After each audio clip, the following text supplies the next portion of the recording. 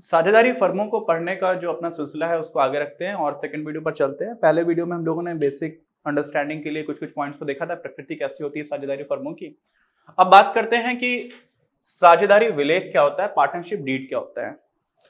तो सिंपल है एकदम, डेफिनेशन एकदम आसान है। क्या है? जिस अभिलेख में, अभिलेख मतलब रिटन है, ठीक, अभिलेख है, लिखा हुआ है, साझेदारों के बीच समझौते के विवरण समाहित हो। ठीक, समझौता जो भी है उसका विवरण लिखा हुआ है जहां पर, उसको हम लोग बोल देते हैं क्या? पार्टनरशिप डीड या फिर साझेदारी विलेख। अब यहां पर एक क्वेश्चन ये उठता है कि यार हम लोगों को पहले चैप्टर में ही, पहले वीडियो में हम लोगों ने बात की थी कि रिटर्न होना जरूरी नहीं है। तो जो हमारा इंडियन पार्टनरशिप एक्ट है 1932 का, जो भारतीय साझेदारी अधिनियम 1932 का, वो कहता क्या है कि आप मौखिक रूप से भी काम कर सकते हो, उसको भी साझेदारी माना जाएगा, जरूरी नहीं है लिखा हो, लेकिन लिखा हो तो बेहतर है। तो जो मौखिक है उनके लिए कोई विलेख नहीं होगा, है ना। जैसे ऐसे मान लीजिए कि कुछ देश है जिनका संविधान लिखा होता है, कुछ होते हैं जिनका नहीं होता। जैसे ब्रिटेन है, इंग्लैंड है, वहां का, हालांकि ब्रिटेन और इंग्लैंड में थोड़ा डिफरेंस है। ब्रिटेन मान लो अभी, तो ब्रिटेन का कोई कॉन्स्टिट्यूशन लिखा हुआ नहीं है, ठीक। अच्छा, और इंडिया, भारत, यहाँ का संविधान लिखा हुआ है।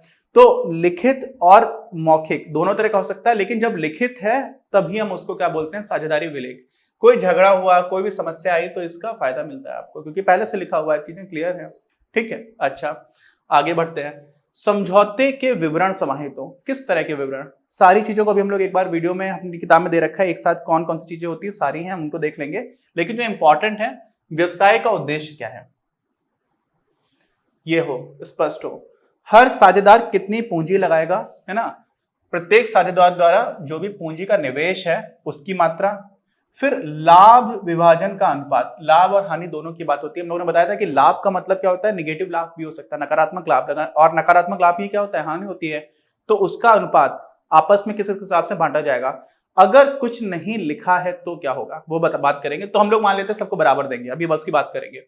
फिर पूंजी और ऋणों पर ब्याज में हिस्सेदारी, है ना। किसका ब्याज, किसका पूंजी? तो किसी ने पूंजी लगा रखी है तो उस पूंजी पर क्या फर्म उसको ब्याज देगी? अगर कुछ नहीं लिखा हुआ है तो कोई ब्याज नहीं देगी। ब्याज मिलना अधिकार नहीं है, पूंजी लगाना आपकी जिम्मेदारी है। तो किसी भी साझेदार द्वारा पूंजी लगाया जाना जिम्मेदारी है, जरूरी नहीं है कि उसको उस पर कोई ब्याज मिले। लेकिन अगर विलेख में हमने लिख दिया है कि आपको इतना ब्याज देंगे तो दिया जाएगा, ठीक है। अभी इसकी बात कर लेंगे। इसी में समझ लीजिए ये सारी चीजों का मेंशन होता है। सारे पॉइंट्स जो है उनको एक एक करके भी देख लेंगे संक्षेप में।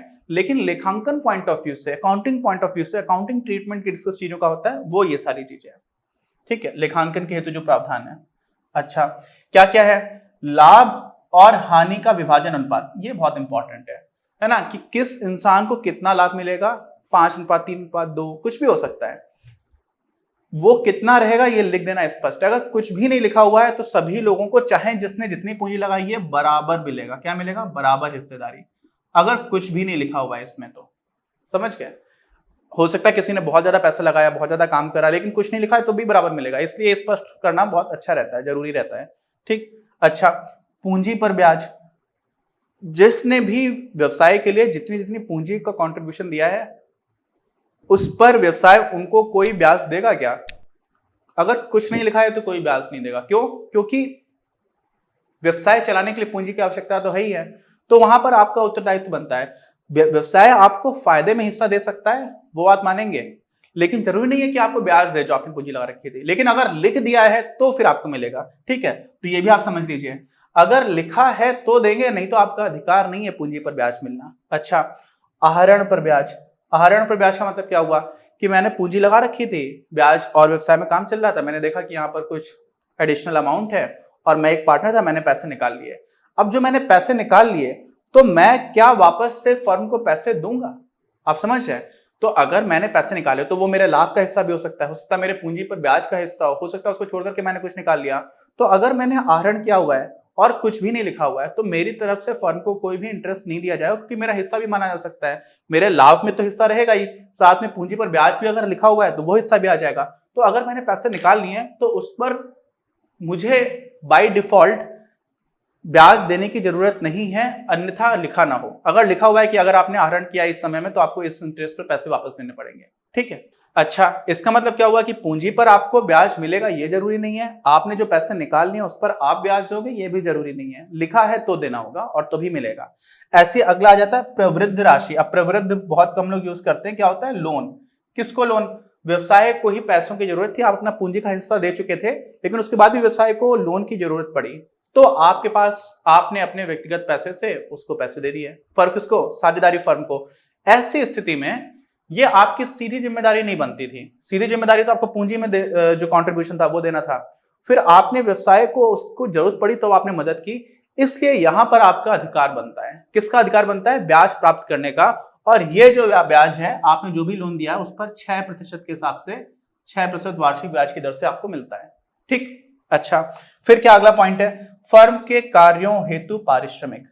अगर कुछ भी मेंशन नहीं है, सारे लोग फर्म के लिए काम कर रहे हैं, कुछ लोग नहीं भी कर सकते हैं। हम लोगों ने देखा था कि जो व्यवसाय का संचालन है जरूरी नहीं कि सारे लोग करें, तो जो लोग व्यवसाय का संचालन कर रहे हैं वो लोग व्यवसाय के लाभ में हिस्सा ले सकते हैं, वो तो है ही है, लेकिन हो सकता है कि वो अपना कुछ पारिश्रमिक भी लें, कुछ सैलरी भी लें, कुछ स्टाइपेंड भी लें। अगर कुछ भी नहीं लिखा हुआ है तो किसी को नहीं मिलेगा। क्यों? क्योंकि ये एक व्यवसाय है, व्यवसाय में सैलरी का सीधा सीधा तो लेना देना आता नहीं है, लेकिन अगर मेंशन्ड है तो आपको ये भी मिलेगा, ठीक है। अच्छा, ये भी देख लिया। अब आ जाते हैं थोड़ा सा पीछे, ये क्या लिखा हुआ है? परिवर्तन के लिए सभी साझेदारों की सहमति आवश्यक होती है।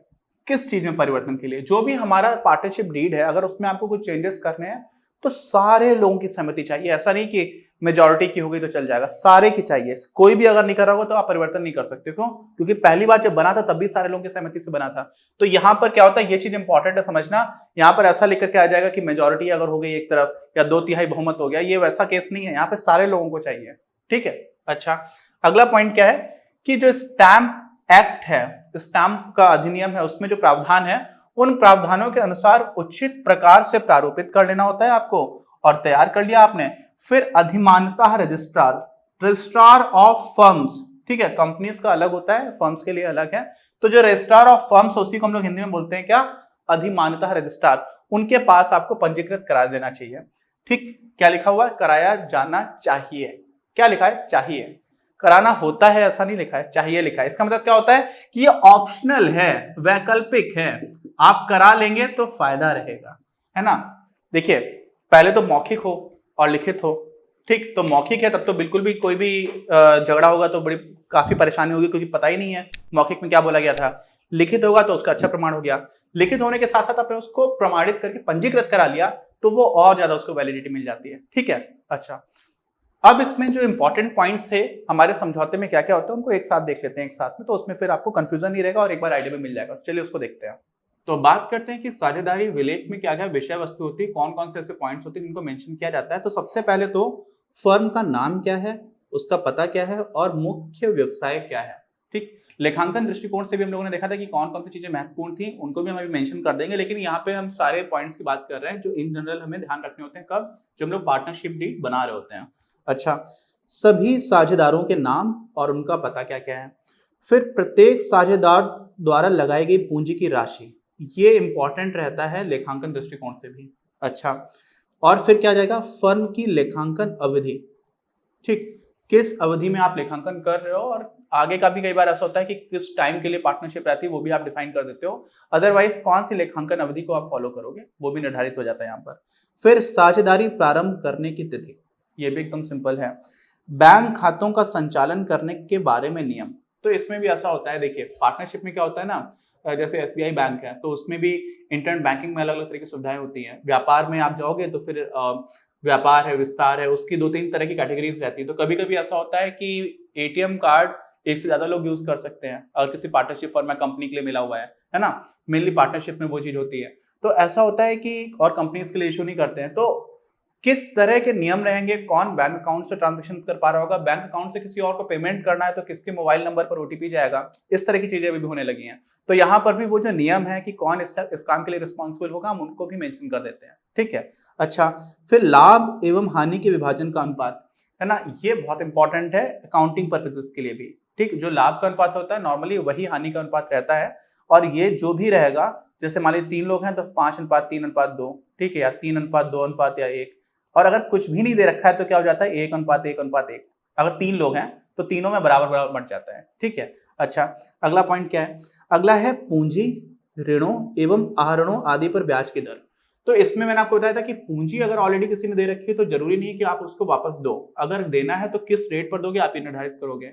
किसी ने लोन दिया है फर्म को तो फर्म उसको 6% के हिसाब से वापस रिटर्न करेगी, वो चीज फिक्स्ड है।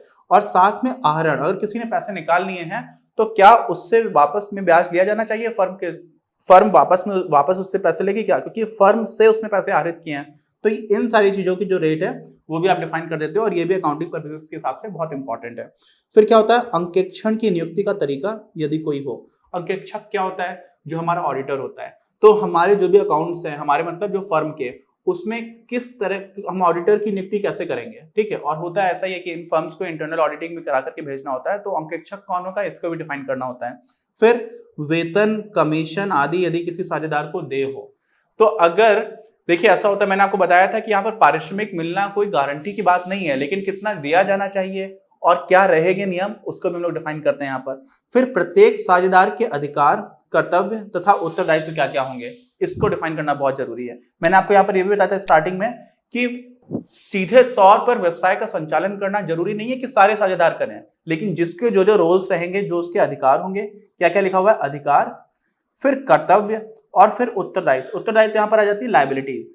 ठीक है, आप समझ रहे हैं कि अगर मान लीजिए लॉस भी हुआ तो हम किस प्रोपोर्शन में डिवाइड करेंगे। नॉर्मली लाभ और हानि तो एक ही जैसा कर रहे होते हैं, लेकिन कुछ होते हैं एक्यूमुलेटेड लॉसेस और एक्यूमुलेटेड प्रॉफिट्स होते हैं कि over a period of time जो भी हमारे लॉस रहे, मान लीजिए कोई ऐसी पार्टनर, कोई फर्म है जो नुकसान में चल रही थी, अब उसी में पार्टनर्स और आ गए, तो फिर किस तरह से जो एक्यूमुलेटेड लॉसेस हैं उसमें किस तरह से चीजें दी जाएंगी उसको हम लोग यहाँ पर डिफाइन कर देते हैं। तो ये वो वाली लायबिलिटीज की बात है। अदरवाइज जो लाभ विभाजन रहता है वो तो हमारे करंट ईयर में जो चल रहा है या करंट अकाउंटिंग पीरियड में, करंट जो अभी चालू लेखांकन अवधि है उसमें जो है उसको डिफाइन कर देते हैं।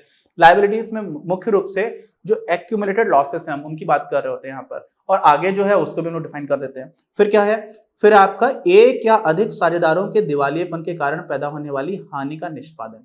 ठीक, अच्छा दिवालियापन जो है दो तरह से चीजें होती हैं, एक तो पैसे खत्म हो गए किसी का या बिल्कुल रहा ही नहीं। जैसे मान लीजिए कोई लॉस हुआ और 2-3 पार्टनर्स हैं, उसमें से कुछ पार्टनर्स ने के पास पैसे रह ही नहीं गए, उनकी निजी संपत्ति भी ले ली। क्यों? क्योंकि यहाँ पर जो फर्म है उसका कोई अपना खुद का अलग एग्जिस्टेंस नहीं है लीगल।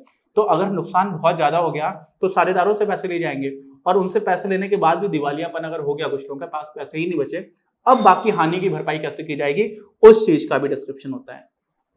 फिर फर्म के विघटन पर खातों का निपटारा। अगर फर्म आप डिसॉल्व कर रहे हो, लिक्विडेट कर रहे हो, फर्म टूट गई, अब पार्टनरशिप नहीं रही, तो फिर किस तरह के इसके जो परिसंपत्तियां उनका बंटवारा कैसा होगा, बाकी सारी चीजों का बंटवारा कैसा होगा, उसको भी हम लोग पार्टनरशिप डीड में मेंशन कर देते हैं। और साझेदारों के बीच होने वाले आपसी विवादों का निपटान किस तरह से होगा इसकी भी बात होती है। एक साझेदार का प्रवेश, सेवानिवृत्ति या फिर मृत्यु की स्थिति में अनुपालित किए जाने वाले नियम। यहाँ पर समझिए कि जैसे ही कोई नया पार्टनर आता है ना, तो बहुत सारी चीजें हैं जो बदल जाती हैं, है ना। पार्टनरशिप की साख की बात भी हम लोग करेंगे, उस पर भी फर्क पड़ता है। लाभ विभाजन अनुपात पर भी फर्क पड़ जाता है ना। और एक होता है गेनिंग रेशियो, अभिलाभ अनुपात, उस पर भी कई बार फर्क पड़ता है। तो वो सारी चीजों को हम लोग देखेंगे, और इसी में हमारा भी आगे के जो चैप्टर्स आएंगे, 4 चैप्टर में हम लोग सेवानिवृत्ति और मृत्यु की बात करते हैं। तो सेवानिवृत्ति और मृत्यु दोनों ही लगभग एक जैसा अकाउंटिंग ट्रीटमेंट की बात कर रहे होते हैं, इसीलिए हम उसको एक साथ एक चैप्टर में पढ़ेंगे।